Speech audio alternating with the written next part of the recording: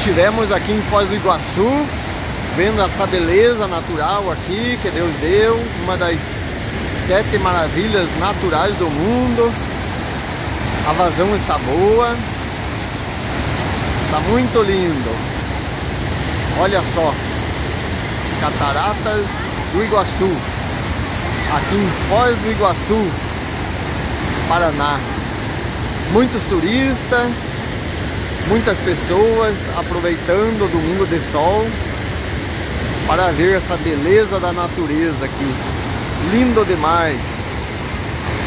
Quem não conhece, a gente convida para vir aqui, que vale a pena conhecer. Muito lindo aqui em Foz do Iguaçu, Paraná, as Cataratas do Iguaçu. Olha, pessoal, que coisa linda, que maravilha. Deus abençoe a todos.